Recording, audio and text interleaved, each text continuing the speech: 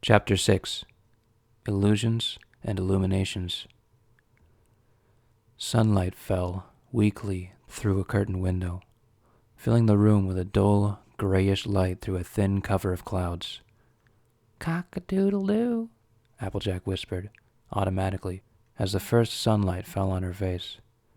Her eyes opened wide, the absence of her usual accompaniment in the yard thunderous in its silence. And then several other mental gears started turning in rapid succession. Applejack's head leapt from pony to dragon, understanding creeping up on her. "Wake up, every pony! Get up!" Shut up, AJ. I'm busy, Rainbow Dash groaned, rolling over on her side, waving a hoof dismissively. Applejack leapt on her friend, rolling her over bodily with a grunt of effort.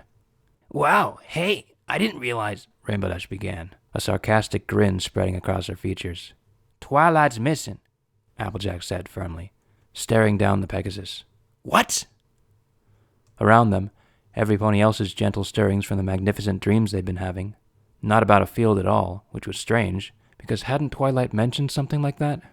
Became much more active and stressed. In their sudden, drowsy panic, pillows and blankets were overturned as if this would produce the unicorn, but to no avail.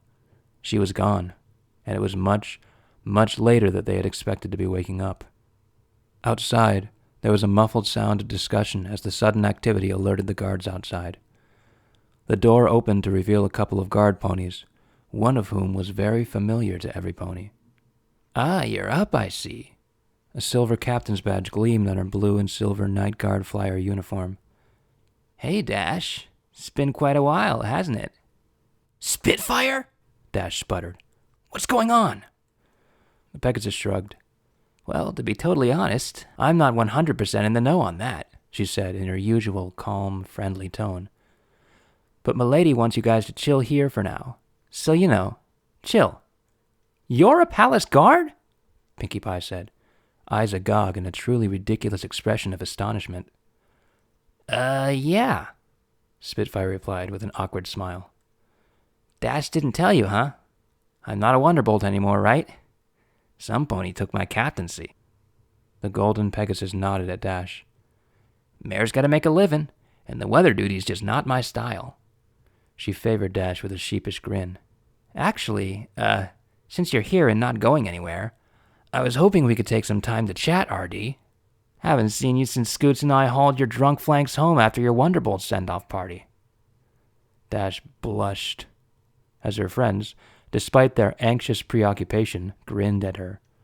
Spitfire's story here did not match up with Rainbow Dash's own account of the evening's events, but for some reason seemed much more credible. Cloudsdale Aerodrome still existed, for example. "Yeah, I'd, love to, but we gotta find our friend," Dash said. "No worries," Spitfire said, her face friendly and calm. "She's with the princess somewhere, so don't get those feathers of yours too ruffled about her, hotshot." "If those two went off together, we know where they went," Applejack said firmly. "You don't understand," Fluttershy said anxiously. "She's in a lot of danger." Spitfire smiled gently at her. "With all you guys here, I have no doubt," she said, with a little chuckle. Her easygoing attitude was beginning to grate on everyone's nerves. "If I wanted trouble, I'd just put 2 or 3 of you in a room together." She paused, looking thoughtful. "Maybe I should split you up now that I think about it." "Maybe you should just let us out and save yourself the trouble of trying to stop us," Dash growled. "Sorry, Dash, no can do. Princess's orders and all. And more importantly, 3 squads of really serious dudes in armor standing around at my beck and call." Spitfire's small, familiar smile grew a little wider, and while her eyes looked calm and easygoing, a dangerous gleam flared deep in them. "And just so you in particular don't get any ideas, there's a reason I was put in charge of keeping you here." "Oh, yeah?" Dash smarmed, reflexively contrary. Spitfire moseyed up to Dash. There was no other word for it. She walked like some pony who couldn't care less about anything else in the world, lazily and slow, and grinned smugly in the blue Pegasus's frowning face. "You can beat me in a straight sprint, no doubt. But you and I both know you can't outrun me when you have to maneuver around, say, The towers here in Canterlot. She winked and lowered her voice to a whisper in Dash's ear.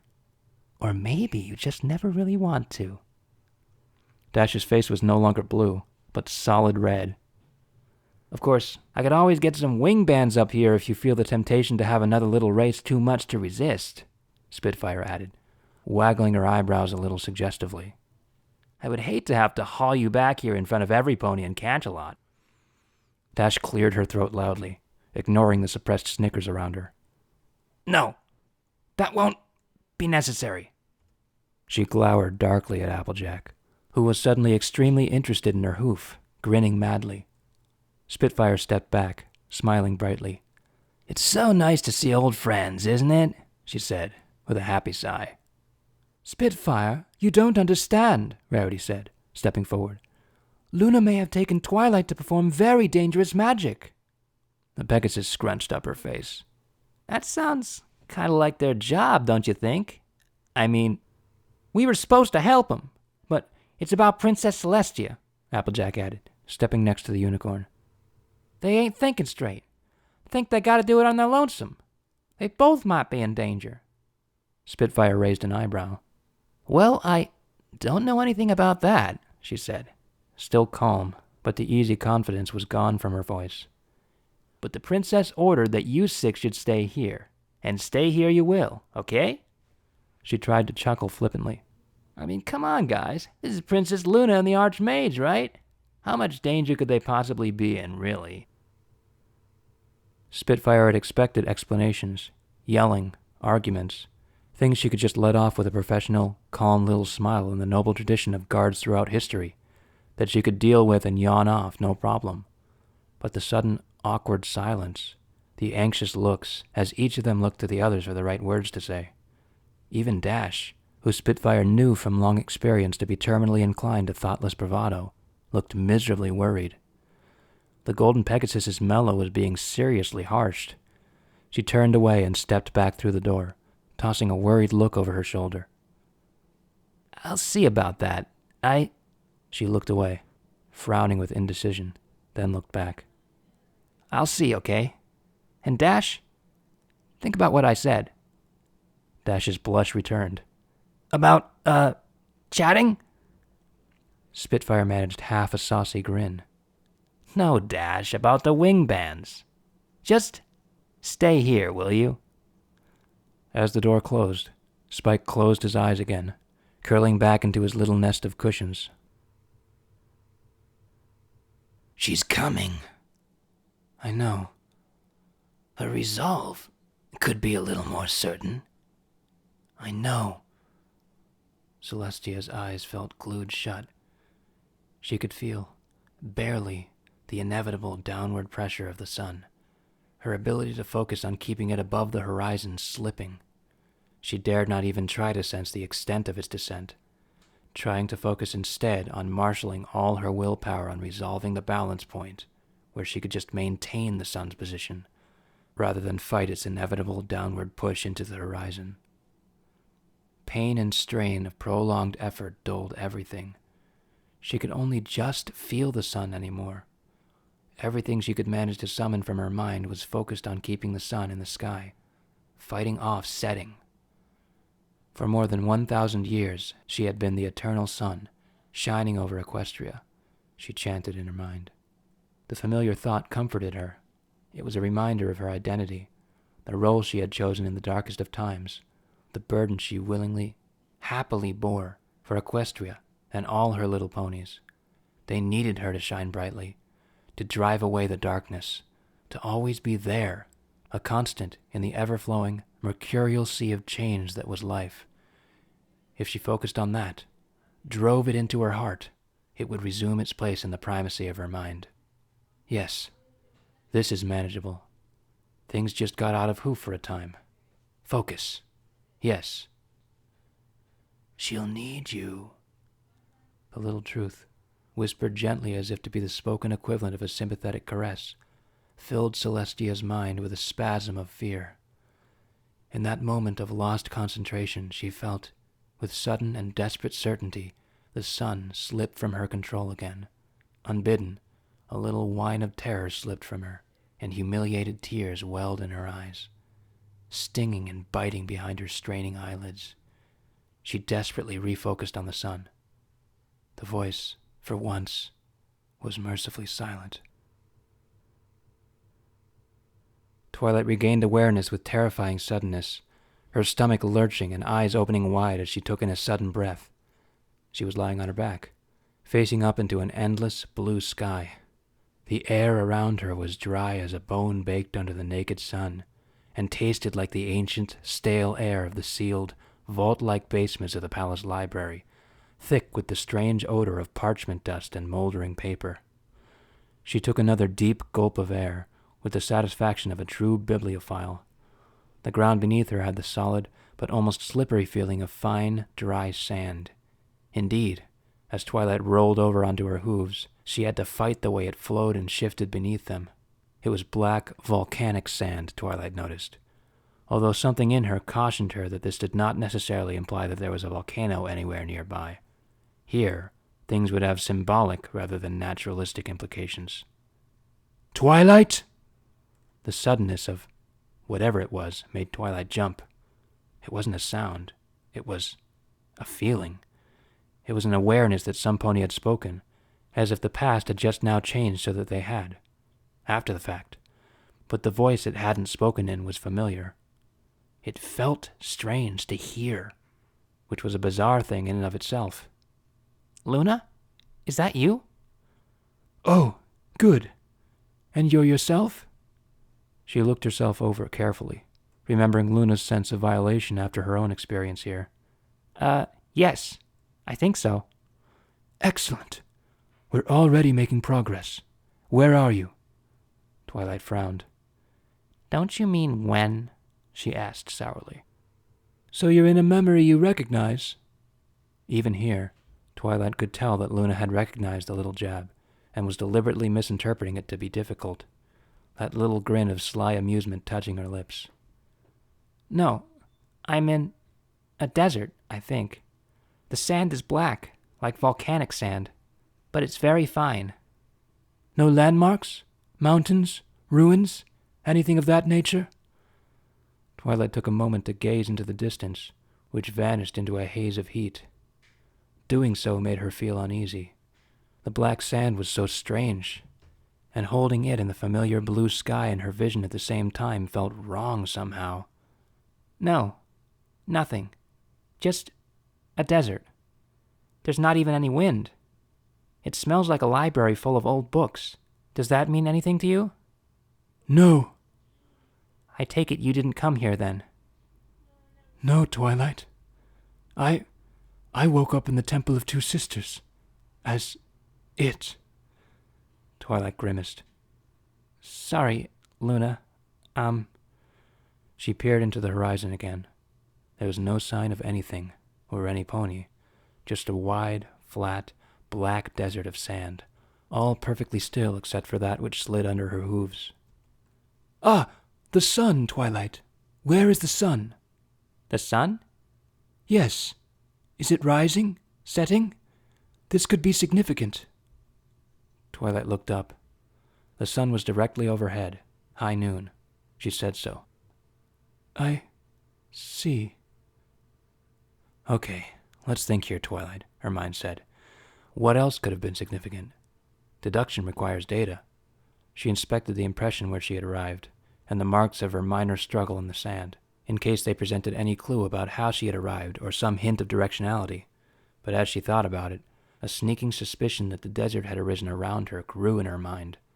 There weren't any suggestions that she had fallen, such as impact displacement.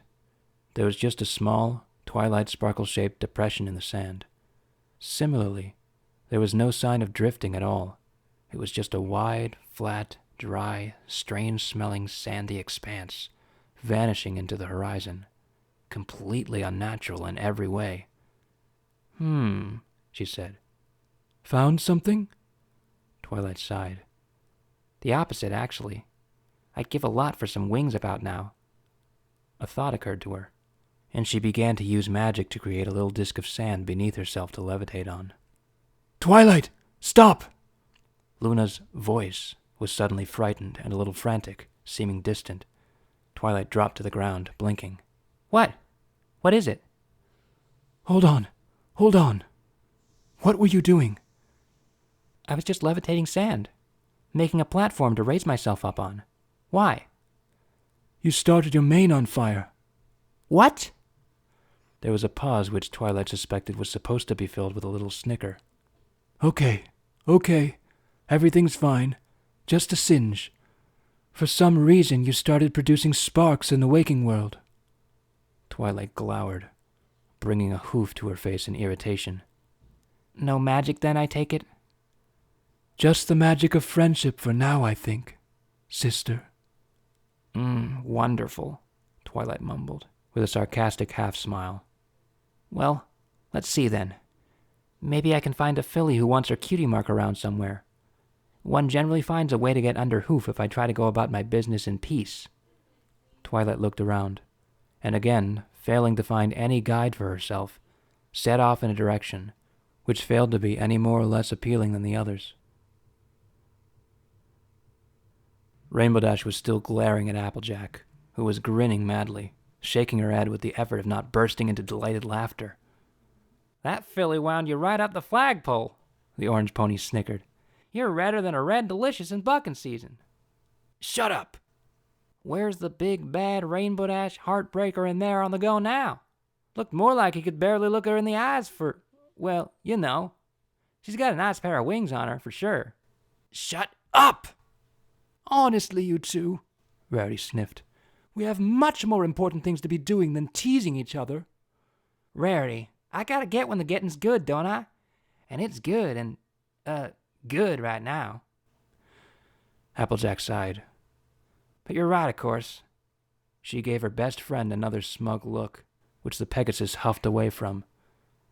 I can't believe Luna would just take Twilight, Fluttershy said sadly. It's so unlike her. Dash gave Fluttershy a dark look, although she was privately happy to move on. She wasn't exactly thrilled to have us around, you know. I can't really blame her. Poor dear, Fluttershy replied, about as firmly as she ever did. This must all be so hard on her, and she's so sensitive. Dash gave her a disbelieving look. Fluttershy frowned in her friend's defense, blushing furiously. Applejack nodded. And Twi's been through a lot. I can see her getting a bee in her bonnet about Celestia and using the buzz to think with. She got real serious after we saw her lying there. Haystacks, so did I. But the Earth Pony shook her head. There's a part of me that wishes I could agree with Spitfire and just leave him to it. I may be an element of harmony, but what's going on here? It ain't apple bucking, that's for sure. Well, we can't just leave them, even if we won't be involved in magic per se, Rowdy said, looking nervous. Her recent trauma not forgotten, even though Luna had pronounced her perfectly healthy. Did any pony hear anything in the night that might have given them a clue about how Luna got her out of here? Dash asked, ignoring Fluttershy's very slightly narrowing of the eyes. Applejack shook her head. Nope. I was out like a snuffled candle. Had a nice dream, though. I was the same way, Rarity said. They looked to Fluttershy, who quailed under the sudden glares and just murmured a hurt-sounding, "Sorry. No." Me either, Pinkie declared happily. She had been unusually quiet up till now, sitting and listening with un-Pinkie Pie-like patience. But Spike did. What? Dash snarled, eyes ablaze. I heard the princess tell him that she couldn't put him to sleep like us because dragons don't like Luna playing in their dreams. Pinkie grinned hugely at Spike, who remained curled up, one eye open very slightly. The monocular glare he was giving her might be described as poisonous. Applejack turned on him. That true, Spike? The dragon's other eye opened, letting him look around shiftily. Yes, he moaned in a tiny voice. With a whoomph, Dash's powerful wings spread wide in a reflexive threat display. Well, maybe you'd like to tell us what you saw then? No. Why ever not, Spike? Rarity asked, stepping forward with as much poise as she could manage. It's none of our business, he grumbled sullenly. I'm sorry, dear. I didn't quite catch that, Rarity said, leaning in and batting her eyes. When it came to getting Spike to talk, there was a noticeable and familiar progression of escalation. Pretending not to have heard him and batting her eyes was, for Rarity, the equivalent of hanging some pony in the air and shaking them by the tail until their tongue loosened. Pinky grabbed a candle and held it right above Spike's head, casting him into harsh light. Yeah, spill the beans, Spiky. Grrr. This menacing display was ruined somewhat by her collapsing into giggles, legs thrashing. Spike curled even tighter, his tail wrapping around his face. Spike, stand up this instant, Mistress Rarity declared, haughtily. To her utter astonishment, this usually infallible method did not induce an instantly upright Spike. Instead, he slowly got to his feet, uncoiling unwillingly, and stood slowly to his full, unslouching, and, the ponies noticed this only now that they had provoked him, somewhat imposing height. Even Applejack, tallest among them, had to look up to meet his eyes now. The dragon glowered down at them, shifting unhappily. Applejack murmured. Good golly, he's a big un. Course he never hurt us, but scary. Even Dash stepped back, wings shrinking back to her sides, but her face remained suspicious and demanding. Rarity, though, stood her ground, head upthrust, eyes gleaming. Spike looked everywhere but at her. Spike? This isn't any of our business, Spike growled. He really did. It was a very low sound, rolling out of him with as much affection as boulders crashing together. Fluttershy gave a tiny squeak of shock at the sound. Rarity stood her ground, cocking her head slightly and looking at him inquisitively. The dragon squirmed. Spike, you'll feel better when you tell us. Very well, he said, which was a very un-Spike-like thing to say, enough to provoke an eyebrow raise from Rarity, which he visibly flinched from. It rose in one swift motion like a sword stroke, and he watched it warily. But only because I want you to stop being suspicious of the princess, okay? Twilight left on her own. What? Rainbow Dash snapped, incredulously. Twilight Sparkle? Miss Harmony and Peace and Togetherness and Trust and Friendship herself tricked us into being put to sleep and left us to face who knows what by herself? You gotta admit that's a pretty good trick, Dashy, Pinky said, in the thoughtful tones of an interested expert on the subject. Yeah, she really got us good, Dash said, rolling her eyes. So now she and Luna must be down there in that cave with Celestia. If we hurry, we can... No! Spike growled again. There was a throatiness to this, which spoke of the mighty roar that would one day thunder in the sky over Ponyville. The ponies instinctively flinched from the sound, staring up at him in sudden shock. He immediately shrank, having frightened himself, looking guilty. No, he repeated quietly. This is none of our business. I saw her leaving, and I let her go. Instinctively, without really looking, Applejack snatched Rainbow Dash with a mid-leap and shoved a hoof over her mouth. Muffled complaints were still completely audible. Rarity cleared her throat. Why? She asked, prim as primroses, muzzle held high in the air. You guys, I've known Celestia and Twilight since I was a baby. Twi hatched me herself, okay?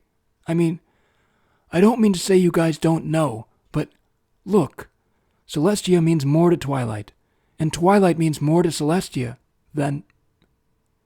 There's not really words for what they are. That's why things got so screwed up, maybe. And now Celestia could be gone from Twilight's life, for the rest of her life, maybe forever. If she decided she wanted to do this alone, I decided... He held his head up high and proud again. I decided that if she needed to do this by herself, just her and Luna, then I understood. And you guys should too. Spike? The white unicorn asked, quietly. He looked away, eyes shut. I made my decision, okay? The dragon was somewhat stunned to feel a gentle pressure on his chest, and, as he turned to look, the barest whisper of a touch on his scaly cheek. He raised a clawed hand to it as Rarity backed away from him, his eyes confused but thrilled. You really have grown into a fine young dragon, she said, quietly. She gave him about the most admiring look he'd ever received from her. I'm very proud of you. He smiled lamely. Thank you. But, can I stop now? It's really hard to keep being firm about this when I'm almost sure I'll never see either of them again now. Twilight put one hoof before the other. Dare I ask if... No, Twilight growled. Nothing new. From her point of view, it had been several hours, but Luna said she'd only been doing this for about 5 minutes in the waking world. Subjectivity in the experience of time suggested it meant something. Maybe. It was hot here. That was for sure. Twilight? Yes? Please stop whatever you're doing. You look exhausted. Okay, Twilight said, collapsing bodily sideways as Luna said this. A very little bit of the warm, black sand fluffed up around her, falling back to the earth in a strangely regular way. There was absolutely no wind here, so it all fell straight up and down, almost like liquid. In fact, Twilight was beginning to get the idea that she was breathing in with her real body, not with this astral form, or whatever you wanted to call it, and thus there probably wasn't air at all, which made her wonder why there was a smell, but whatever. She lay there, exhausted, feeling ashamed of herself. It had only been a couple hours. On some of her adventures, she'd traveled for days keeping pace. Well, okay, trying to keep pace with Applejack's indefatigable stride across the plains and mountains, through forests and swamps, from sunrise to... Twilight twitched, just a little, more from the sudden pang of anxiety about helping the princess than any lingering twitchiness, which pleased her in a distant sort of way. Are you all right? Yep, Twilight said, exhausted. just peachy. You twitched. Yeah, here too. Just a passing thought.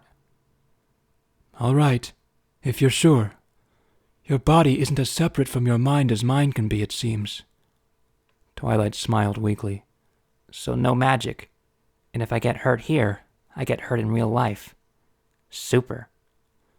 I'm not sure it's quite that neat, but let's be careful.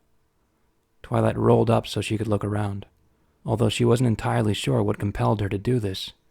She had no logical reason to expect anything but the uniform black waste stretching to the horizons, but hope springs eternal. Above her, the blazing eye of high noon shined down, unmoving and unchanged. Which way had she come from? Twilight cast about. The only marks in the sand were those she had just made when she flopped to the ground, and even those were fading. Her hoof prints were completely gone, as if they'd never been there. She blinked a couple times. Luna, my hoof prints are gone. You were just walking?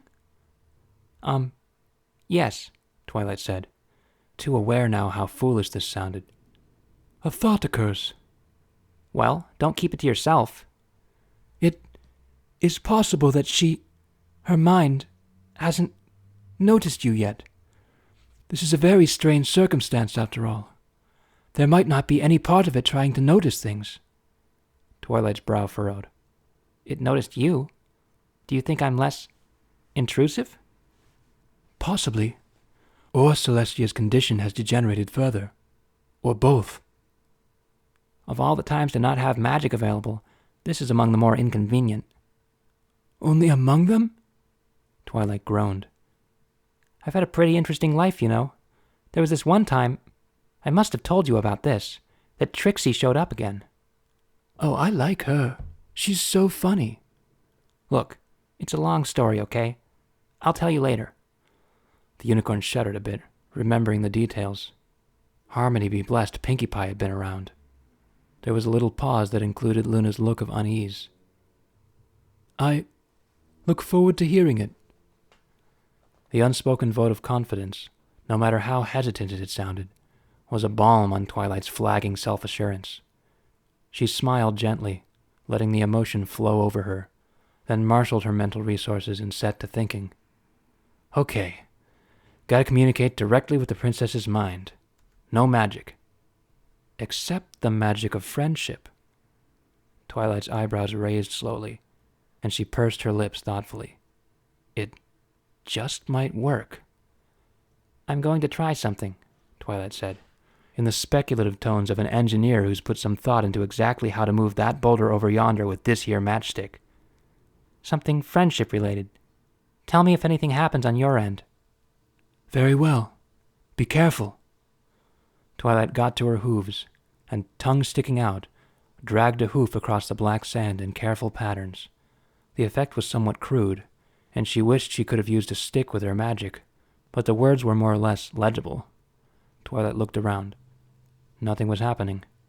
She frowned, looking back at the letters, which were already beginning to fade. Anything out there? No, Twilight. What did you do? Wrote in the sand. Gonna try again. It is one definition of madness to do the same thing twice and expect different results. I would have expected you, of all ponies, to realize this. Twilight grinned as her hoof dragged through the silky smooth sand, biting as deep as she could. Didn't you say rationality would be a poor guide here? I suppose I did, but I was really just backing up your decision to do this alone.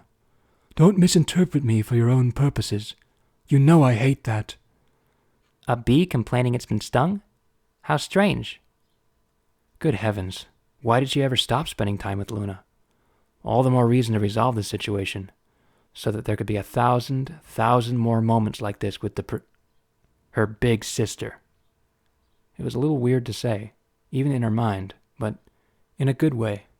Twilight smiled. Luna must have thought so too, because her voice had a smile in it. Extremely amusing. Make your attempt, will you? Twilight, panting hard, finished scrawling the words in the sand. So? Nothing, Twilight. Nope, nothing here either. Just being thorough. I think we can say that nothing is observing the physical state of this desert. Well, of course that must be so. Otherwise my magic earlier would have caused some notice, don't you think? Well, that was only telekinesis, and it only lasted for a moment. But you can hear me, right? Maybe other things are listening too. I just need to use the right words. Ha! Magic words, maybe? Abracadabra? Alakazam? Please. A familiar little grin of satisfaction spread across Twilight's features. Not magic words, just the right ones. She cleared her throat. Your horn is glowing. Are you doing magic? Sort of, Twilight said, her joyful grin of triumph truly beautiful to behold. Dear Princess Celestia. Luna looked up, face aglow with delight and hope. Silver letters sprang into life in the air above Twilight, tracing themselves into being with a simple but serene and elegant grace. Dear Princess Celestia, I'm here. Let me in. Please. Your faithful student. Twilight Sparkle. Twilight's voice rang in Celestia's mind. They were at once the most delightful, welcome words she had ever heard. Her heart swelled with joy and relief at how proud and confident Twilight sounded, and a torture of such terrible severity that even demons would balk at it. Oh, Twilight, I don't deserve you. Took her long enough. I can't believe she was just walking around. I mean, why? I thought she was clever, said the voice. Oops. Pay attention, Celestia. You're losing your grip. We should be there, Dash moaned. Spike shot her a half-hearted glare, his head resting on Rarity's lap. He was only a young dragon after all, and could only bear so much. It had broken the ponies' hearts to see him struggle against his own biology and try to break into terrified tears. More discussion had followed. Some of it had been rather heated, although that was just Rainbow Dash and Applejack's way. As emotions grew more drawn out and the discussion went on, the inevitability of their conclusion drew more and more apparent. Their resolve circled the drain that Spike had seen the right way. What really could they do to help? And what right did they have to interfere? Dash in particular had been conflicted, torn between loyalty to Twilight's safety and loyalty to Twilight's right to pursue some closure. Her headstrong bravado had burned out quickly, and she fell into a dark, brooding depression. She had eventually manufactured a little nest for herself and steadfastly refused to speak, except in bitter little interjections like this, apparently changing her mind about what they should do every time she worked up the nerve to speak. They lay around the room in silence, every pony unsure to their bones. Pinkie Pie's attempts to lighten the mood had fallen flat, even with her. Suddenly, there was something. Rarity looked up from Spike, her eyes wide and wary. Did any pony else feel that? Feel what? Applejack paused, looking wary. Yeah, I did. She looked down at herself, putting a hoof to her neck where a jewel might hang on a golden torque. She had felt, just for a moment, the slight, ethereal pull that she associated with using the elements of harmony. The tug as the element focused around the element of magic and formed into a great rainbow wave. The 5 ponies looked at each other, unsure whether to be anxious or to indulge a familiar rising feeling of hope and inner serenity. Something was happening. But as soon as they noticed it, the feeling passed, leaving them feeling even gloomier in its absence. The world rumbled around Twilight. The black sand, shaking and vibrating weirdly, rushed inwards towards a point in front of her, making her slip and stumble as her foot became slick as ice, flowing underneath her. The great mass of sand built up in great leaps and bounds, in a bizarre, inorganic way. It was very much like watching a complicated bottle fill up, each shape seeming to grow and flow into itself on its own, rising high above Twilight into the still cloudless expanse of blue sky. A horrendous storm of swirling sand surrounded the black shape as great, towering pillars of the strange black sand coalesced into being. Twilight blinked and coughed in the nauseous storm, putting a hoof in front of her eyes, finding herself unwilling to look away from the strange sight. It was curiously beautiful, and had a strange emotional feeling to it. It was a thing that existed, coming into being, something like a birth that was happening before her. Sneezing and hacking, Twilight was finally forced to back away as the storm grew more and more intense. Howling winds, appearing from nowhere, sang banshee songs as the sand swirled and bit at her, making her snap and jerk as if she were being bitten by flies, shielding her eyes and face as best she could. Then, with shocking suddenness, the storm died. Twilight unfolded from the reflexive cringe and looked up at Canterlot Castle. Twilight looked around herself in panic. She was standing on the main road up to the castle, decorative shrubberies on either side of her.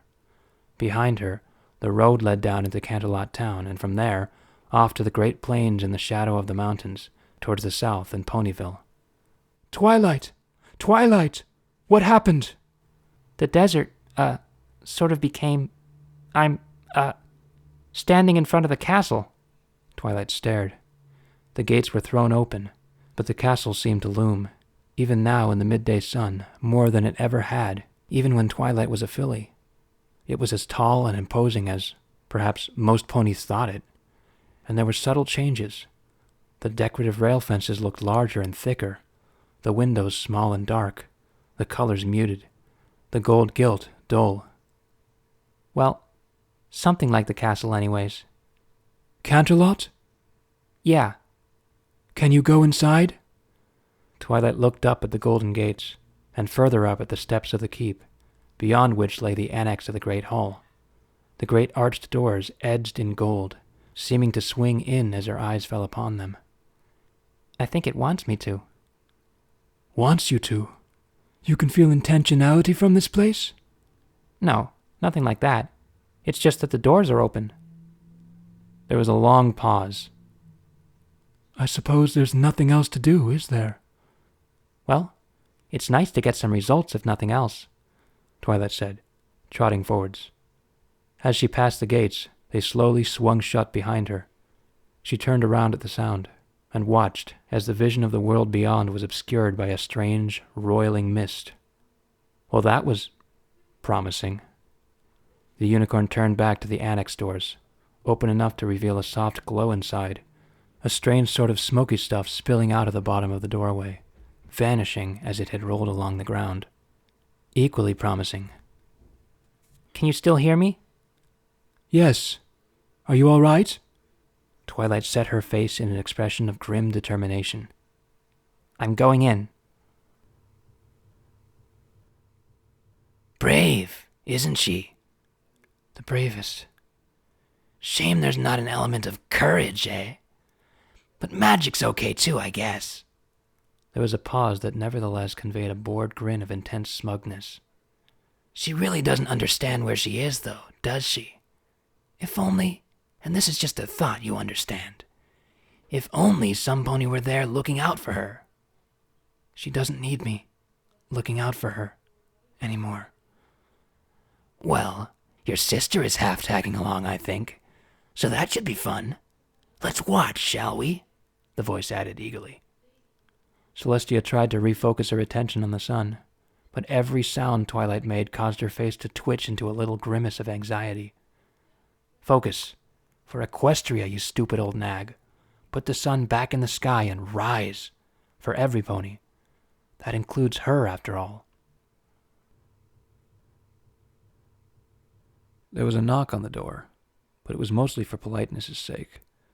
The door immediately opened and Spitfire entered, looking uncomfortable.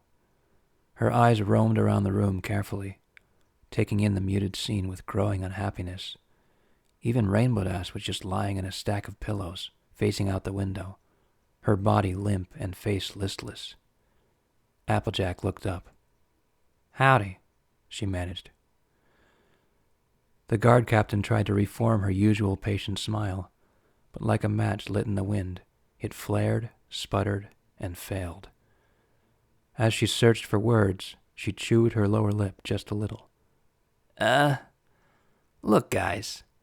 I've had both the commander of the guards and the chancellor of the academy here, and, they think we should leave Luna and Twilight to it, Dash said, her voice as bored as Spitfire had ever heard it. Not disinterested bored. Spitfire was very familiar with that tone of voice out of her friend. Empty bored. It was a little disturbing to hear Dash's voice so drained of emotion. I tried to explain that you guys were all worried and they're not thinking straight, without going into too much detail, Spitfire said, a little bit of pleading in her voice, begging them to believe her. They both say that we need to trust the princess's judgment. I mean, do you guys know what they're up to? She realized she was sputtering, trying to fill the cavernous silence. The ponies around her only half paying attention. We kind of know, Fluttershy murmured. That's why we're worried. Spitfire forced her expression to harden, and she cleared her throat. Well, the Chancellor said that if you went down into the, wherever that hole goes, you could cause more trouble than help if you interfered, she said, in an official-sounding voice. Rarity looked up from Spike, who still had his head in her lap. That's possible, yes. More than possible. It's downright likely, Applejack agreed. Spitfire's eyes lingered on Rainbow Dash, who stared out the window with resigned thoughtlessness. It was turning out to be a dull sort of day, where a thin layer of pale gray clouds covers the sky, making everything just seem washed out and unhappy. You guys seem way less sure of yourselves than you were earlier, I gotta say. I sort of expected to get, fought back at, she said lamely. Well, we haven't just been sitting here, you know, Spike rumbled. Yeah, I think you scared the door guards a little bit there, with that rumbling of yours, big guy. Spitfire tried to give him a smile. The dragon blinked, his draconic features unreadable. Sorry. Nah, I mean, don't worry about it, Spitfire replied, miserably. I'll be straight up with you guys. This is killing me just to watch, she said. I can't imagine what it's like for you. This was unthinkingly directed at the back of Rainbow Dash's head. That self-same head stirred just a little. Well, they're right. This is some heavy stuff. Where would we start helping out? We just have to trust them. Reluctant resignation oozed off of Dash's voice. You've got the elements, don't you? The princess didn't want to use them, Applejack said flatly. Magic is as magic does, I suppose. Spitfire chewed her lip again. She had begun to regret taking this special assignment. Chosen specifically by the princess to keep a lid on her old friend Rainbow Dash, she hadn't been able to resist the urge to accept the honor, as well as the opportunity to tease Dash even for a second. The very moment she'd seen the worried faces of the 6 friends when she walked in the door this morning, and her resolve to obey had drained quickly. Spitfire was not, in fact, a particularly good guard. She had been hoof-picked as a captain by the princess because she was disciplined, intelligent, and an experienced leader and squadron commander. But like all true flyers, all of that strictness and self-control was dedicated wholly to supporting her in making her own choices and living life the way she truly desired, free and unrestrained, which made her an excellent guard, right up until she decided not to be. As the princess had given Spitfire her orders in the dead of the early morning, the Pegasus's eagerness at the forthcoming opportunity to mess with Dash hadn't prevented her from noticing the princess's regal calm and aloofness was exaggerated beyond even Luna's norm. Something was wrong, and the extreme reaction of these 6 had shaken the strength of Spitfire's dedication to duty further towards making her own decisions about what should be done. And it meant Dash was being no fun, and that just wouldn't do. Look, if the commander and chancellor had decided to have me take you down there, what would you guys have done? Spitfire asked, her mind scheming away. The 5 ponies and dragon looked at each other, and then back up at her as if she were not getting the point. Spitfire, hun, we're not going to try anything, Applejack began. You gotta be able to do something, Spitfire insisted. Every pony else's eyes opened wide, a glimmer of hope flashing in their despair. We don't really know if there's anything for us to do, Pinkie Pie said, a little animation returning to her features. It's gotten even more magical than normal. And when I say that, man, I'm talking whoosh, bang! Rarity cleared her throat and shifted a little. Spike raised himself up from her lap, looking nervous. I think at this point, Spitfire dear, the unicorn said, it would be enough for us to feel like we're there if they need us. Spitfire's little grin bloomed. Does that sound about right to every pony? After some mutual glances, there was a small chorus of nods. Spitfire began speaking quickly. Okay, listen up then. There's only 2 guards left in the tower, okay? They're at the top of the stairs outside the door, and that chamber in the floor is open. What happened to the other guards? Dash asked, rolling over in her nest, giving Spitfire a very suspicious glance. You said you had like 40 ponies down there. The golden Pegasus grinned ferociously, her eyes ablaze. For some pony with such an aggressive name, Spitfire generally seemed calm, until she got really excited. She was at least Dash's equal as a true adrenaline junkie. Dash had only ever seen such an extreme reaction in the usually mellow mare in the grips of extreme adrenaline overdose, on the tail end of the most extreme stunts the 2 of them could manage, or while her mind got lost planning a new routine, imagining the crowd's cheers. We spread them out. Too many guards around this lonely old tower draws too much attention. And I may have been fibbing just a bit, to make a point. Spitfire's grin shrunk from fiery to sly. But it seems that I'm about to commit a serious dereliction of duty. Imagine that. A guard captain. Shameful, really. As loyal citizens of Equestria, it would be your pleasure to report such irresponsible behavior. Spitfire? Why are you... Dash asked nervously, blushing as Spitfire prowled up to her. And it would be just terrible if... Not that I think something like this would happen, but if those guards were somehow overpowered and tied up with, the manacles I seem to have carelessly left outside the door? Applejack's grin threatened to remove the top of her head from her bottom. Oh man, wouldn't it just, she said. Spike frowned. We'll just be there, right? No interfering, unless we have to. Yes, dear. Rarity put a hoof on his claw. You were right. We were too eager to join in. Princess Luna and Twilight need to do this for themselves. She looked up at him seriously. But they might need us. So let's just be there for them if they do, no matter what happens. The dragon smiled at her in relief. All right, then. Is every pony on board? Spitfire said, giving Dash a smoldering look. No! Dash exclaimed, beet red. You're so cute when you're flustered. The golden Pegasus purred and kissed her, chuckling only a little as she heard Applejack's gleeful call to the guards before happily losing herself in Dash's suddenly eager embrace. Whoa, Spike said. Grown up you may be, but not quite this grown up. Go get ready.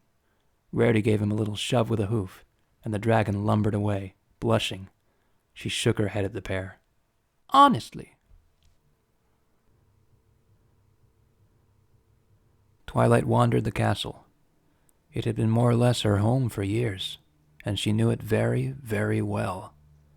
Now and then she found herself mistaking this facsimile for the real thing, expecting to see familiar ponies' faces at their posts as she lost herself in thought, meandering the familiar corridors. No pony else was here, of course, but it was very, very realistic. Of course it is. Luna? Twilight asked, startled. I was speaking? No, but we were thinking along the same lines, it seems. This is a representation of Celestia's mind, and the castle is as good an image for that as anything.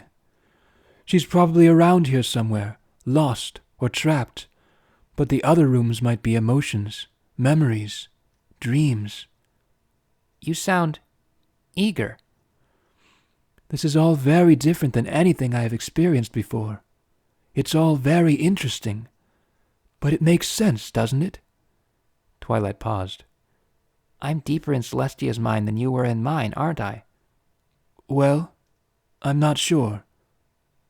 Oh, excellent, the unicorn groused. I would speculate, one scholar to another, that this is unprecedented. Celestia is a unique case, after all. Twilight's all-too-excellent memory recalled the many reports and records of first expeditions of various kinds that she had read in her life of constant, voracious research. Let's hope there are a minimum of crocodiles, then. Snakes, too. What? Never mind. So, Twilight had been wandering through the east wing of the palace, near the kitchens. Like every place else she had been in the empty castle, every door that didn't lead to another corridor was locked. Well, not locked exactly. The doors just wouldn't open, not even to her most vigorous kicks. The only ones that seemed to be operational were the tall, arched doors from one hall to another, which opened and closed at Twilight's approach in an eerily expectant way. She had sat in front of one to see what would happen, and actually got the impression the door was becoming impatient with her. If I were Celestia, where would I be? Or where wouldn't you be? After all, she's not exactly in a healthy state of mind. Being trapped in an unpleasant or unfamiliar place might represent this. An excellent point. However, it still gets me nowhere if I can't open doors. Twilight regarded a nearby handle irritably. I'm going to try to force it open. With magic? Twilight, that's dangerous. Well, I pulled as hard as I could with my mouth, Twilight said, blushing at the memory. Oh, very well. I'll watch you carefully here. Fortes fortuna adjuvat, Twilight murmured. Ugh! Nothing good ever happens when some pony says that. Twilight summoned her magic and tried to manipulate the handle. It seemed to squirm and flow as she wrapped the telekinetic force around it, and when she just tried to press down on it with a little finger of force, it went straight through with a little ghost of resistance, as if she were pressing on a stream of water. Twilight, stop, please. Oh, heavens. Sorry, Twilight said, grimacing. Well, if you're very lucky, Rarity will have some idea what to do with this. Twilight rolled her eyes. My mane is the least of my problems, I think. The unicorn sighed and looked around. So let's work from what we can guess. This is some sort of representation of the princess's mind, and it knows I'm here. Maybe it doesn't know what to do with you. It seems clear that Celestia isn't controlling things herself. Because I had to attract the mind's attention, or... Well, by similar logic, she also hasn't kicked you out yet, which is more or less equally likely. Twilight's stomach flipped. Somehow that represented the ultimate form of rejection. No, not somehow. It really did, in every possible way, and thus the confirmation of at least some of the worries that still lurked and prowled in her mind. Twilight hissed between her teeth, grimacing. Don't think about that stuff. Solve the problem. Find Celestia. Get answers. Maybe save the day. Just another day at the office. Tree. Library. Wizard's Tower. Place. Nothing you haven't done before 100 times. Are you all right? Yes. You twitched again. Did you feel me touching you? No, Twilight said, suddenly weary. Why are you touching me? There was an embarrassed silence. Then, just a nuzzle. Sorry. Don't apologize, Twilight sputtered hastily. Thank you. You didn't notice it, though? No. So we have more information about your senses. Luna sounded both a little sad and eager to move on, so Twilight let the whole issue pass. I think I'm going to try to, communicate again. It is the way Twilight Sparkle traditionally speaks to the princess. A curious phenomenon. Yes, it is, Twilight said, a wry grin spreading on her features at Luna's little dig. All right, then. Here I go. Dear Princess Celestia, it's me, Twilight Sparkle. I'm trying to figure out what's going on. I want to talk to you. Luna and I care about you a lot, and we want to help. I think you and I need to work on some closure about some stuff. If you don't, mind. Your faithful student, Twilight Sparkle. What are you teaching this poor filly? Asked the voice in Celestia's. Its tone was a strange mixture of amusement and impatience. I mean, really? For another forever she's running around even though she already knows what she has to do. She said what she has to do. Let her figure this out on her own, Celestia interrupted. Her voice was raspy and harsh, her throat dry as the desert Twilight had arrived in. Oh, was that your teaching method? This time, there was a derisive little snicker. No wonder she's stumbling around. There was a loud creak as the door opened behind Twilight. She stared at it. The door to the parade grounds opened. Well? Yeah,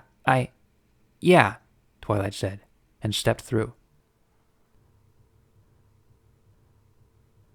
The first sensation was of noise, so close and at such volume that it was a physical presence, pressing down on her.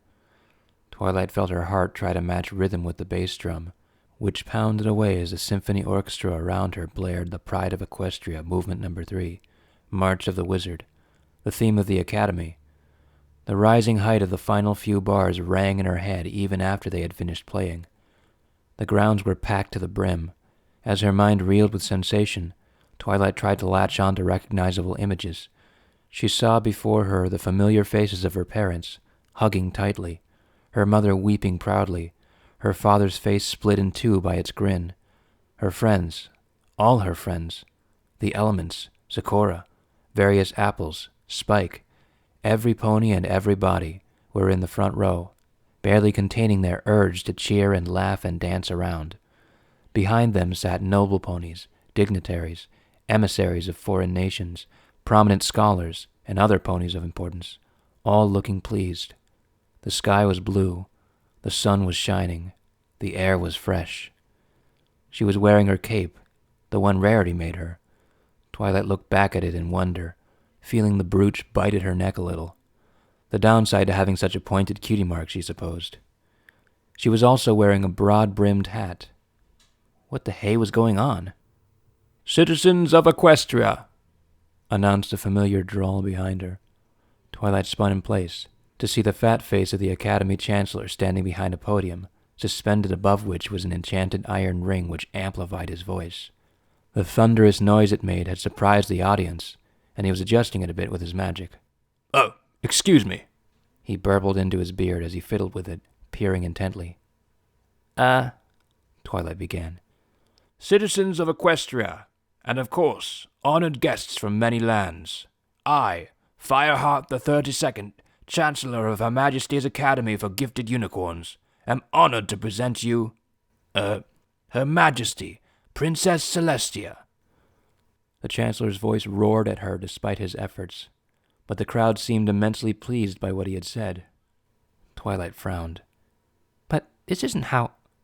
The Chancellor stepped down, and behind the podium appeared an even more familiar figure, the slim but tall figure of the princess, in the fullness of her beauty. She looked down on Twilight with a radiant smile and gave her a wink. Princess? Shh, Twilight, you're supposed to be looking proud. Smile, the princess whispered. She turned to the little iron ring and cleared her throat. My beloved citizens, and friends from the many nations of the world, I am so pleased that you could all be with me today as I... She paused, looking a little embarrassed. Forgive me, I'm just a little moved. As I was saying, thank you for being with me as I, with great pride, confer the title of Archmage on my most faithful student, Twilight Sparkle. There was a storm of applause. But we held the ceremony and there weren't... Twilight murmured, but no pony paid her any attention. And you didn't say a word. You just looked at me. There has not been a new Archmage in many, many years. It fills me with pride to once again have the honor of presenting you with another gifted wizard, whose talents will surely bring pride and honor to the Academy, as well as wisdom and knowledge to the whole of Equestria. Princess Celestia looked down at Twilight, her face a portrait of overwhelming affection. I'm so proud of you, Twilight. Twilight turned and looked up at her. But this isn't how... Furthermore, the princess said into the ring, ignoring her, on a more personal note, I would like to convey publicly my pleasure in formally ending her time as my ever-faithful personal student. Though it will grieve me to lose such a loyal and exceptional pupil, my loss is Equestria's gain, it seems. She chuckled beautifully, and the crowd politely laughed with her. Twilight has become her own mare. No, forgive me. So many of you know her well enough to know she was her own mare long ago, and I am only formally acknowledging that she outgrew me, before the world. Twilight's eyes widened in terror as Princess Celestia looked down at her, smiling. You don't need me anymore, do you? I couldn't be more proud of you. Twilight stumbled backwards, heart pounding, as the door closed behind her. Twilight, can you hear me? Yes, Twilight hissed, eyes wide. Her body was heaving, like she had just thrown up. You were screaming. I can't imagine I wasn't. Twilight brought a hoof to her face. Was I just screaming, or were there words? You kept saying things like, that's not what happened. I don't know what happened. It was so much like a memory, but it was wrong. Wrong? How? Twilight twitched. It wasn't the right memory. It never happened.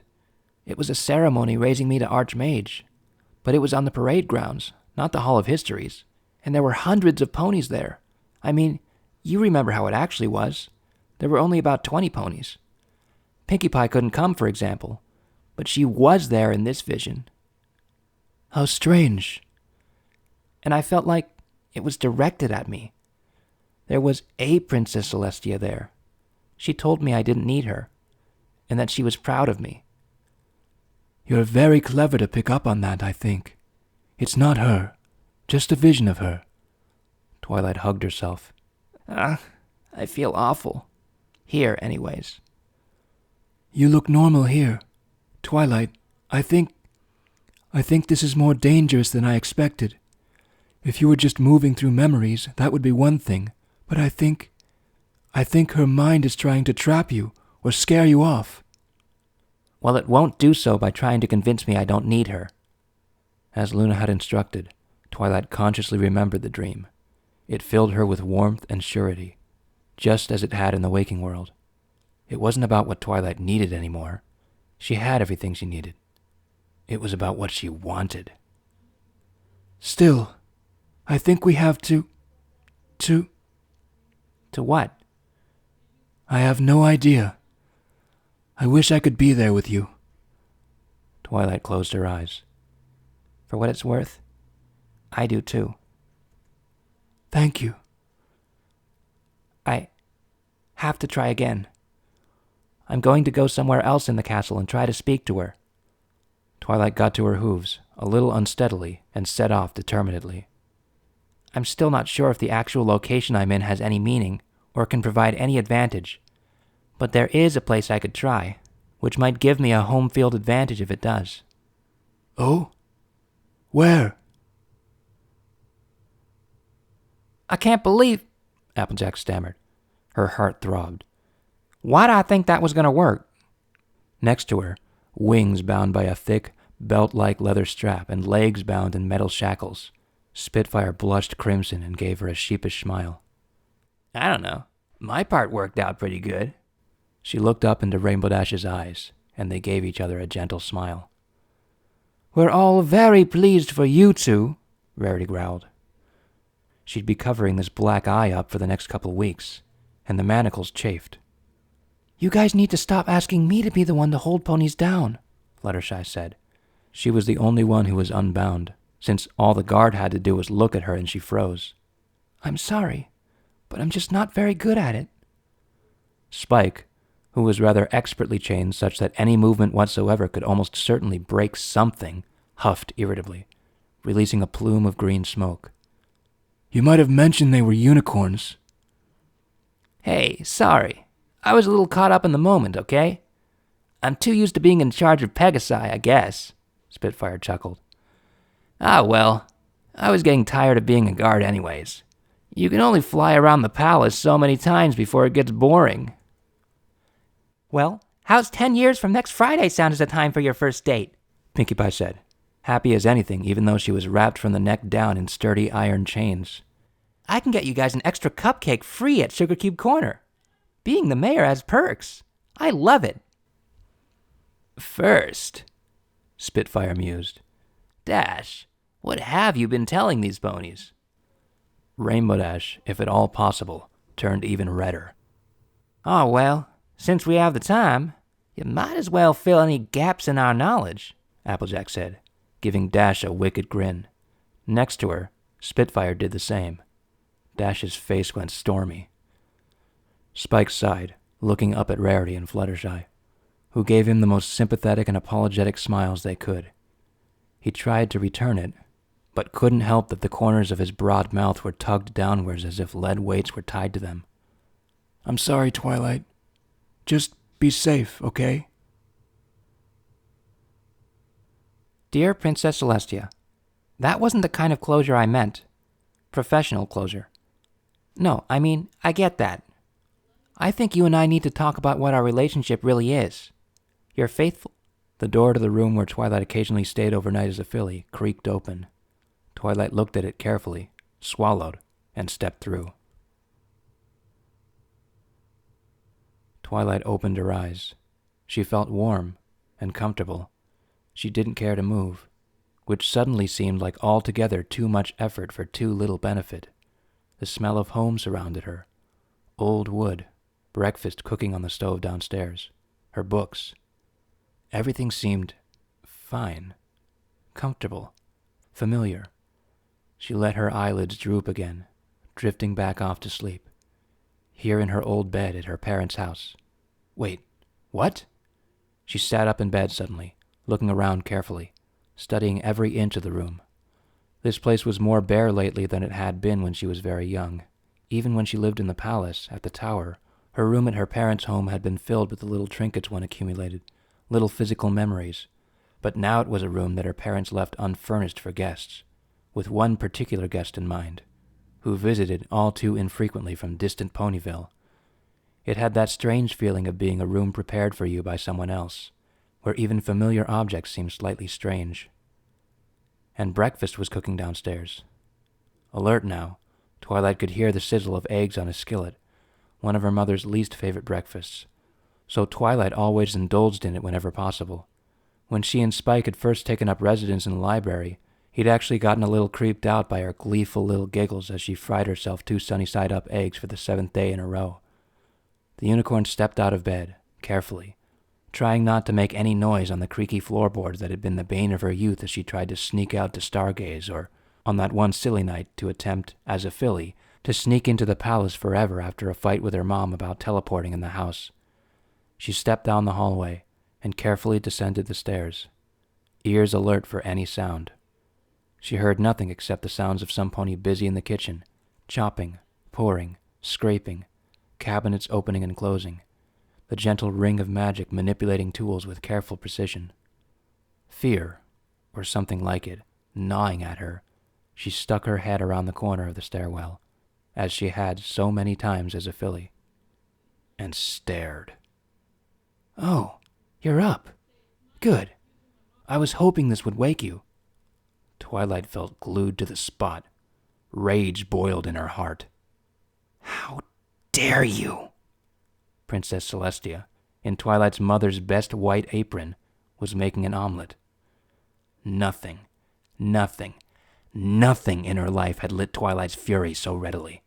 Frustration, building over time, that was an old friend, a wrath that she knew well and had cultivated into something like an art form. Being friends with Rainbow Dash and Pinkie Pie teaches tolerance, after all, especially when they were both bored at the same time. But this?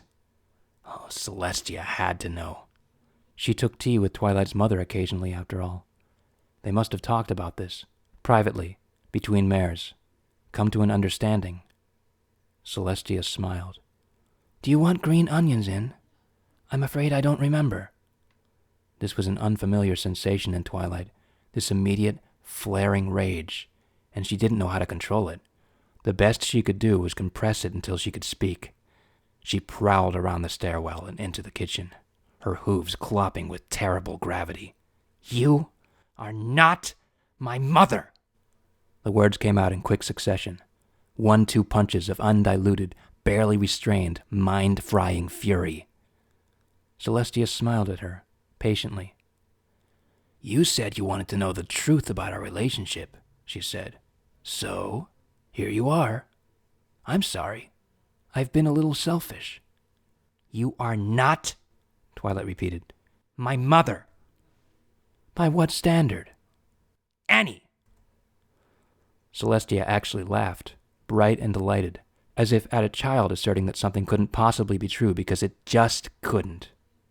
Twilight, for the first time ever, felt something like hatred for her mentor's beautiful laughter and her bright smile. Twilight, I know this may seem hard to accept, but it's impossible to accept. This is a lie. Celestia frowned slightly. Would it really be so bad if I were your mother? Yes. In her rage, she expected another bright little laugh, but to Twilight's horror, the Celestia before her hung her head in shame. The unicorn felt an insane urge to rush forward and comfort her. The vision was taking her in. A feeling of filial shame was watching over Twilight's heart, demanding to know why she would willingly hurt her parents so. It's true, my daughter, Celestia murmured. I've been so cruel to you, lying for so long. Twilight's eyes opened wide, lit with rage. You haven't lied. Haven't you ever wondered why I took, for the first time in 1,000 years, a personal student, a little filly, the daughter of a bookseller and a romance novel author, who, for all that her lineage was so unremarkable, showed an unprecedented aptitude for magic? Celestia said, looking up with guilty but determined eyes at Twilight. Don't you see why I might distance myself from you? Guilt weighs heavily on my heart, Twilight. It's been driving me away from my only child, keeping the truth of my love for her hidden for so long. Shut up. I should have left you with them. Your life might have been smaller, quieter, but I just couldn't. They begged me not to take you back. They pulled on my heart, reminded me of the reasons I told them I was so unwilling to give up that beautiful foe so long ago. And to know that you were born mortal, my own daughter, so powerful, so intelligent, so loving, so beautiful. We should have eternity together. No, I don't accept this. Twilight, I know it's hard to hear, but please. No. Twilight, it's important you understand this. Listen to me. Your father... Twilight stamped a foot in rage. My father is a bookseller. His name is Orion. I love him. Yes, Twilight, Celestia said in a tiny voice. He is. Twilight held this pathetic excuse for Celestia in a glare of absolute loathing. Don't you even dare speak about my father that way. Please, The simulacrum begged. please, let yourself be my daughter. I know I've left you alone for too long, but come to me now. Accept my mistakes. Your father's mistakes. The only mistake I'm going to accept, Twilight snarled, is that any part of you thought this would fool me for a second. I've told you about my mother. I've asked your advice, how to talk to her about us, how to make her feel better when she broke down, terrified that you were more of a mother to me than she was. Twilight, I just couldn't confess the truth to you. She agreed to raise you as her own. I shouldn't have led you along. I should have told you. Twilight's hoof lashed out and struck Celestia firmly under the eye, drawing blood. Twilight! Celestia wailed, recoiling. Let me out of this vision. Now. You are not my mother. Twilight Dream is. My father is a bookseller who loves her to distraction. You are not my mother, and I do not think of you that way. You taught me. You didn't raise me. Twilight Dream and Orion did. Twilight's voice was dark and furious, each word a hammer driving home a nail in one fell stroke. They raised me to work as hard as I could and live up to your expectations and my own hopes. They are proud that their daughter is your student and an archmage. I will not stand to hear them insulted like this, when they sacrificed and suffered so much fear and doubt, on both our accounts. The Celestia, one hoof raised to its bleeding face, looked at her piteously. Would it really be that terrible, to be my child? Twilight's voice was a flame, compressed down into a controlled, unbelievably hot point of blue light. Even if it were true, I would spit it right back in your face. My parents are my parents. You are my teacher. Have your own foals if you want one so badly. Oh my, feisty. I like her. Celestia didn't respond. She hadn't dared even look at the images that the voice was apparently so enjoying. She was desperate to focus on the fading sun. Nevertheless, the sound of voices found its way into her mind, despite her efforts to ignore them. Twilight's rage, rejecting that part of Celestia's love for the unicorn so categorically, was a little painful to hear. She did not deny that she had maternal feelings about her prodigy. It would be strange for her not to, but it had been time to outgrow them long ago. Nevertheless, even if it was demeaning, there was a part of Celestia that quietly wished Twilight were her flesh and blood. She was not Twilight's mother, though she had so often played that part in small ways from time to time, as every adult pony did for other ponies' foals, especially teachers to the very young, which Celestia had most certainly been in this case. But some dark parts of her, the small, mean parts, whispered that it would be so much easier to understand her relationship with her student if she were. Wouldn't that just make everything so much simpler? And there was obviously an appeal to the knowledge that some pony so precious was bound to you so closely, and yet at a comfortable and impassable distance. That said, most of her was alive with joy to hear it. Twilight's ability to see through this feeble lie pleased her first of all. It was one of those little stories that seemed so absurd and easy to reject at first, but stuck in your mind because it had little hooks of the possible buried deep inside them, curvy words like maybe, and, well, there was that one time. Twilight's unflinching loyalty to Twilight Dream and Orion, who loved her deeply, was her best defense against such an insidious falsehood. And they were the ones who deserved to feel a special joy of having such a wonderful daughter. More generally, there were many parts of Celestia that were pleased to hear Twilight reject such an imbalanced relationship, although some reasons why she desired more equality between them were much more noble than others. Celestia shook her head, desperately trying to put it all out of her mind, but Twilight's voice, speaking to an inaudible Luna, was a magnet for her attention. Tell me this is not something the princess is doing intentionally, Twilight roared, the door shutting behind her. Tell me this wasn't something she controlled. Well, I don't think so. Twilight, what's wrong?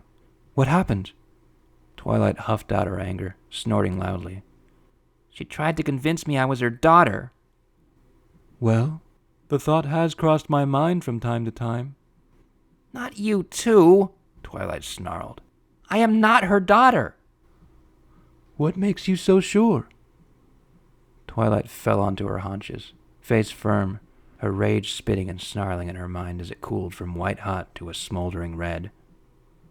How many times had she herself wondered? How many times as a filly had that idle speculation crossed the line into something like hope? How many times had she had to look into her mother's tearful face as they talked about this, and lied, saying that she had never, ever wished Celestia was a real mother even for a second? But she didn't. Not really.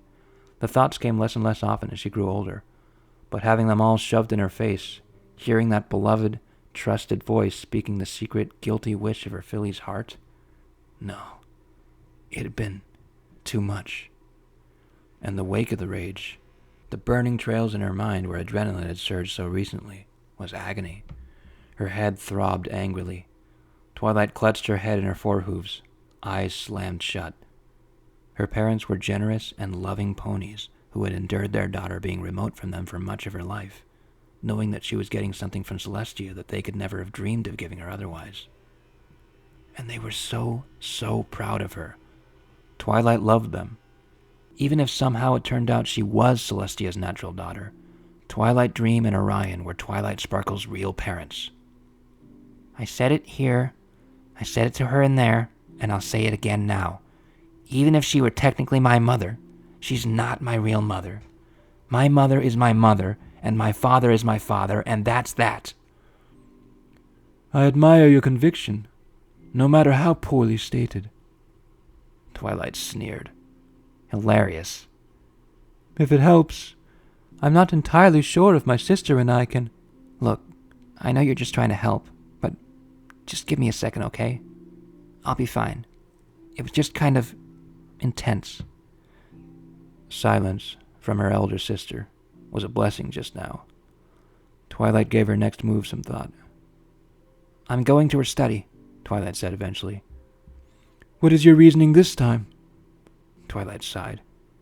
It's where she and I conduct private business as associates, or did anyways, before this all started going really bad. It occurred to me as well that you might be provoking these disturbing visions by asking about your relationship with her. Remember, we are seeking out the true Celestia, not some aspect of her mind or her emotional state towards you, although I'm not sure exactly how to go about doing this. I think I've had my fill of talking about our relationship for the moment anyways, Twilight said, her hoofbeats ringing out loudly in the empty corridors leading up to the study. Dear Princess Celestia, I have arrived at your study in the hope that you await me there. Your loyal subject and humble The magnificent mahogany study door, flanked by 2 ivory statues of Celestia, her wings outstretched around the orb of the sun, creaked open. Twilight stepped inside the door, a little nervous, as she always was when she entered. This place had been the one place besides her chambers that Celestia had insisted Twilight not enter without Celestia herself, or at the very least, her express permission, and old habits die extremely hard. Being summoned to them, and entering under the professionally suspicious eye of the guards, without Celestia nearby or a little note clamped in her mouth, made her feel like a naughty foal. Some things stick in the mind, despite her efforts to take pride in it as a sign that she was now an adult and a loyal servant to the princess like so many others she had seen coming and going while a student. You wanted to see me, milady? She asked, looking to the writing desk at the far side of the high-walled and imposing chamber where Celestia stood, quill flying over parchment with the precision of 1,000 years. In a far corner near a window, the phoenix Philomena yawned hugely on its golden stand with a little squawk. Oh, Archmage. Yes, please come in, Celestia said distractedly. Thank you for being so prompt. I am ever at your service, milady, Twilight said, approaching the little raised ring around the desk that served as a de facto pulpit when Celestia was addressing visitors here. Celestia turned a harassed smile towards her for a moment. You are well? Twilight smiled brightly at this rare show of open affection. Yes, thank you. And yourself? The same as I ever am, my dear. If only every correspondent I had was as reliable as you, I might be able to keep track of Equestria for an hour at a time. Her expression fell into one of mild concern. Are you all right? What are you looking for? Oh, Twilight trailed off. I thought I heard Milady's sister. Is she here? Celestia turned back to the parchment. The quill had never stopped scratching away. No. Night Court was somewhat draining, I understand, so she is resting for the day. The quill pulled away from the parchment, and Celestia stared at it, lips pursed for a moment. Twilight stood patiently before her. With an irritated expression, Celestia added a few more lines to the missive and then signed it carefully, rolling the scroll and sealing it with practiced ease. She set it in a large basket next to a bookshelf nearby and turned to Twilight. Forgive me. You must think I'm terribly rude. Never, Twilight said. I'm afraid I sympathize all too well with getting visitors just as I finish a letter. The princess smiled a tolerant little smile, briefly, and summoned another scroll to herself. No, I'm sorry. She replaced the scroll from the rack she had summoned it from, selected its neighbor, and turned back to Twilight, frowning as she saw the unicorn peering around herself anxiously. Are you well, Archmage? I could swear I heard Luna. Princess Luna, Celestia corrected her, sternly. Twilight looked up at her, confused. Yes, of course. I'm sorry. Celestia set the scroll on a pair of books on the writing stand. You're worrying me. Have you been resting? The princess seemed a little annoyed by all this, and put a hoof under Twilight's chin slightly more roughly than perhaps she needed to. The alicorn moved Twilight's head from side to side, looking over her features with dispassionate, professional interest. Yes, milady. 8 hours, as regularly as I can. So, once a month or so. I know you. Twilight blinked guiltily. The trip to Canterlot was a bit trying, milady. You work too hard, and yet...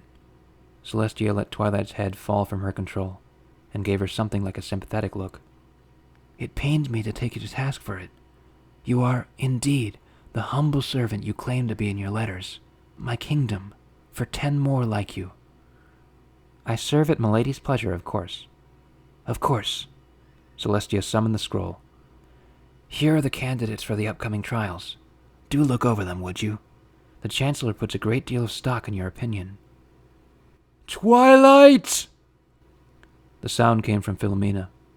The princess and the archmage stared at the bird, golden and beautiful, in shock. Yes? Twilight asked. She frowned slightly as the princess gave her a disapproving look. Is this the truth? The phoenix squawked, the sounds awkward in its beaked mouth. Celestia's face grew dark. What does that mean? Is this the truth? Nonsense. A bit of a philosophical puzzle, isn't it? The princess waved the hoof dismissively. In any case, have a look at those names, will you? There's something else I wanted you to look at. Let me go get it. Twilight looked from the bird to the princess. Aren't you worried about Philomena? Celestia sighed. Of course I am. Forgive me, but let's complete our business together. Then I'll see what may be done. It would be no trouble for me to... Didn't we just talk about you overworking? Please, my dear archmage, leave some work for every pony else around you once in a while, Celestia said, with a somewhat patronizing grin that very much suggested that while the princess thought it was very cute that Twilight wanted to help, she doubted that the unicorn could do anything about matters one way or the other.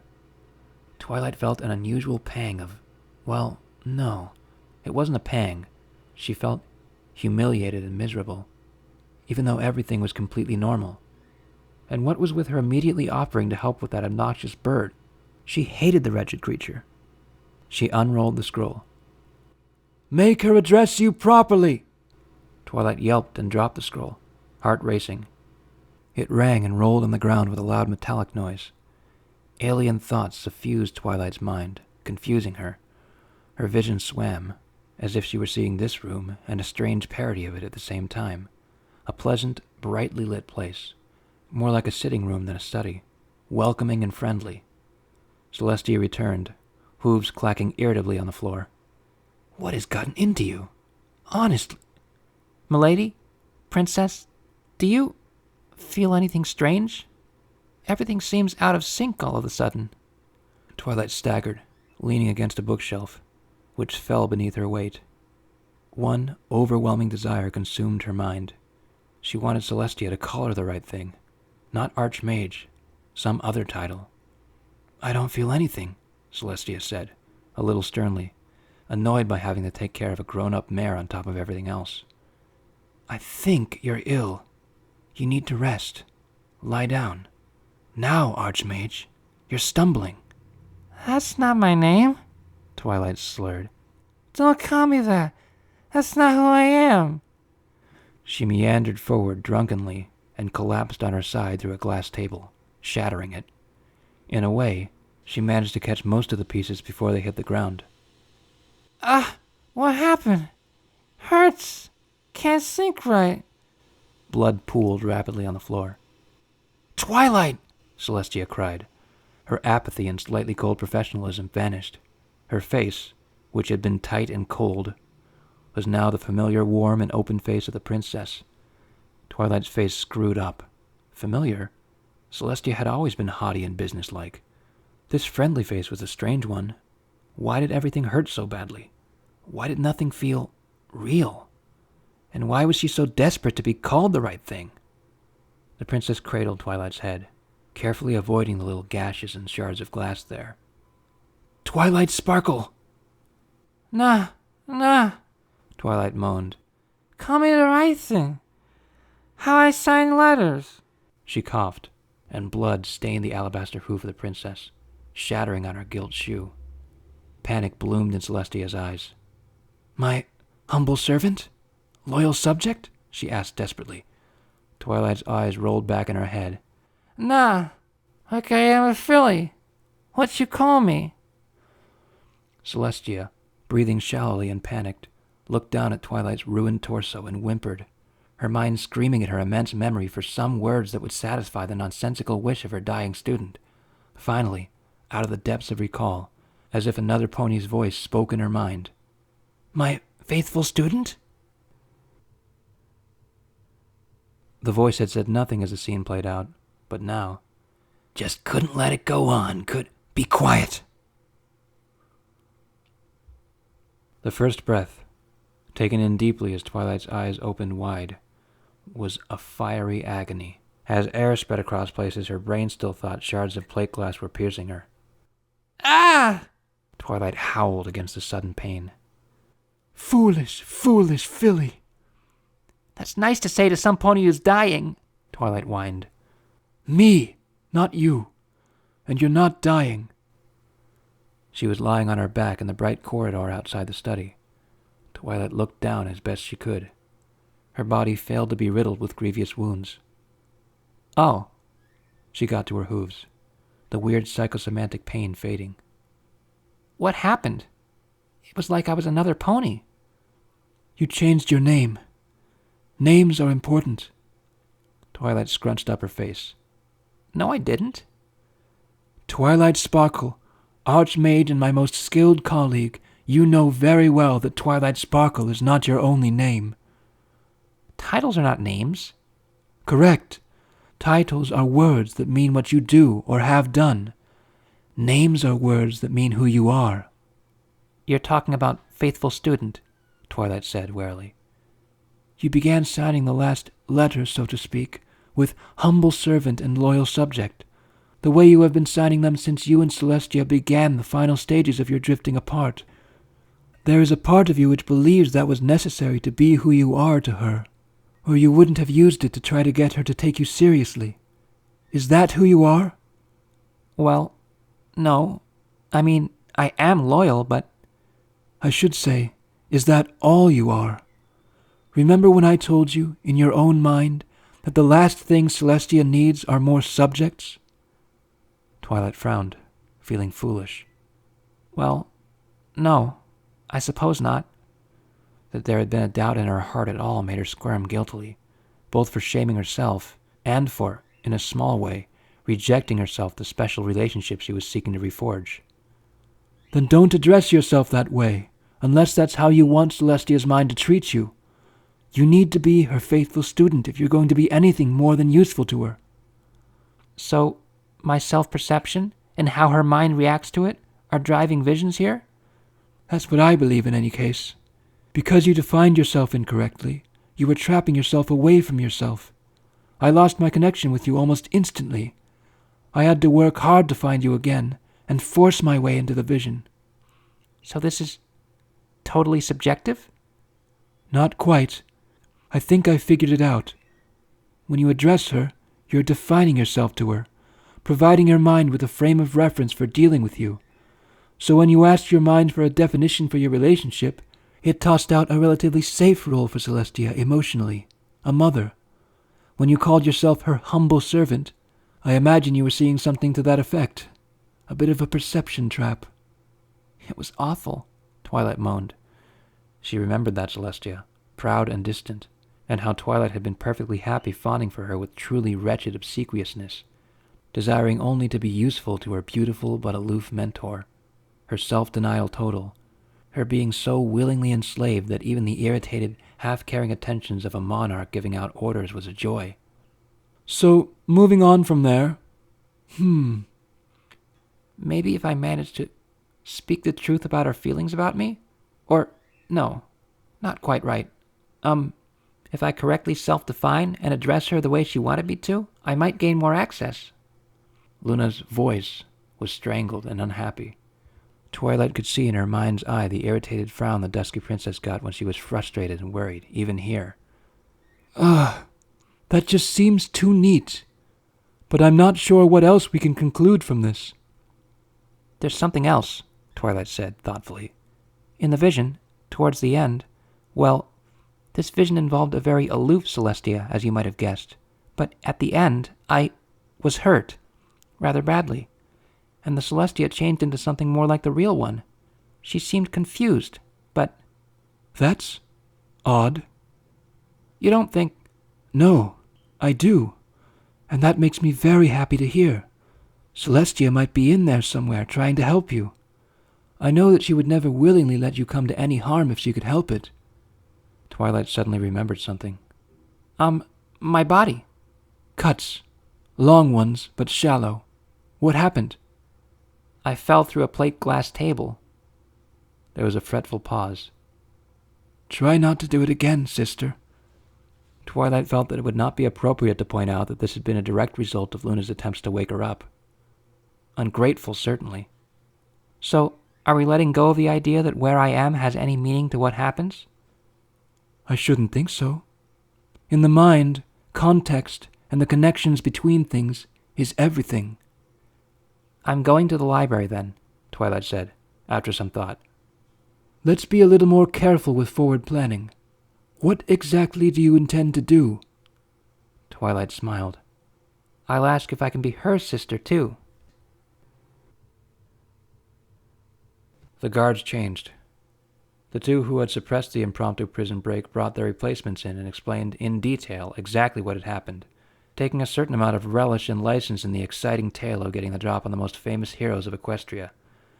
The new guards were day guard Pegasi in bright golden armor.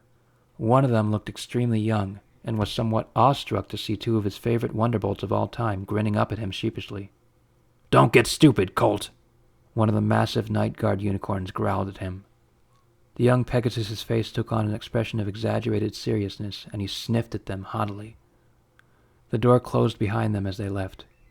The prisoners heard some more muttered discussion, and silence fell once again. I still can't believe I thought that would work, Applejack muttered. Spitfire gave her a pained, apologetic look. Hey, guys?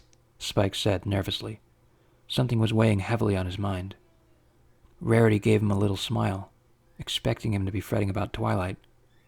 What is it, dear? This may sound strange, but what time is it? Every pony looked at each other in confusion, but as their attention was called to the time of day and they looked around the room, a grim feeling of foreboding rose in their hearts. Well, that was the 10 o'clock guard rotation, Spitfire said, the only pony who was not now looking around at the light in the room suspiciously. Unless they've changed something. You guys woke me up around 8. Spike had been left in a position where he was facing the window. At the top of a spired tower, the sun was peeking from behind a tall, golden ornament, shaped like a stylized sunburst with an empty, circular center, part of a carefully maintained ornamental sun clock, designed to be readable from the outskirts of the palace grounds. Yeah, call me crazy, but looks like 3 p.m. to me, Spike said.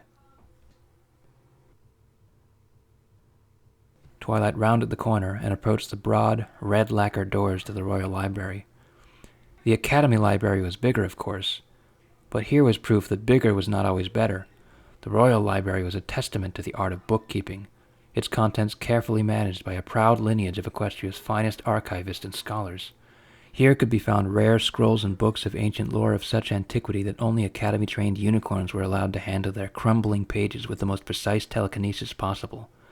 Twilight had always enjoyed rare privilege here, although she had not really understood it until she had managed the Ponyville library herself for a time.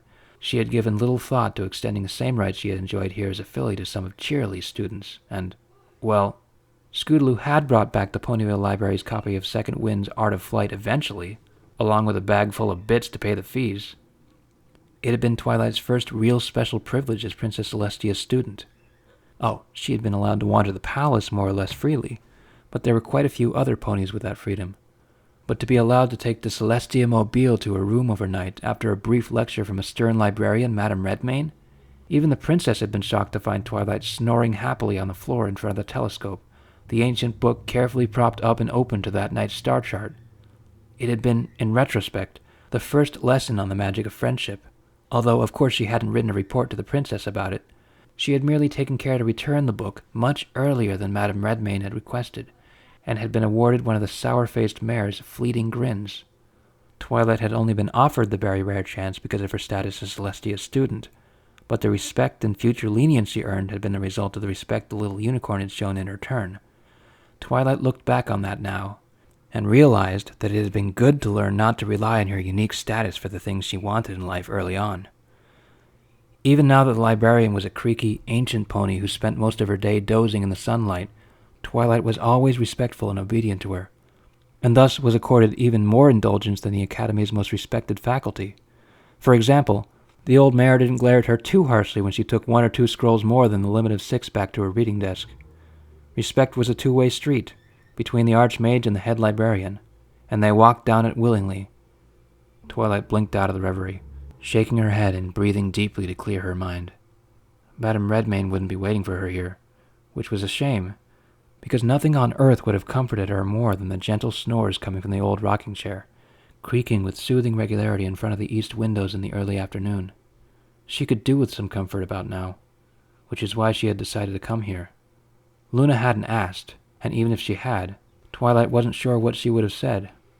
It was easy to say to herself that she would have told Luna the truth, but the part of Twilight that was always watching knew that Twilight Sparkle had learned the true politician's art of sincerity, as opposed to complete honesty, and it had become something of a bad habit, one that she intended not to indulge now. So the princess's mind wanted Twilight to address itself properly, and find the right way to speak to the princess. None of the silly pretenses towards being associates anymore. Fine. Acknowledge. No, make a point of referring to their relationship as special. Provide a safe frame of reference for the princess to use. All right, then. Dear Princess Celestia, Twilight began. Luna looked up, her expression harried and weary at the silver letters. Dear Princess Celestia, it's me, Twilight. I am just here to talk to you, okay? Luna and I are working hard to find out what happened to you, and want to help. In fact, I wanted to mention something about that to you. Luna and I had a small talk earlier and, sorry, this is still a little strange, but I guess she's kind of adopted me as her sister. Sort of. I was hoping you could speak to me as a sister as well, even if I am the youngest by far. But you can trust me, and I care about you a lot. I hope you believe me. No matter what, I am still your faithful student, Twilight Sparkle. The Princess of the Moon frowned anxiously as she felt the psychic link to Twilight tug a little and vanish. She lay down before the stone bier and waited.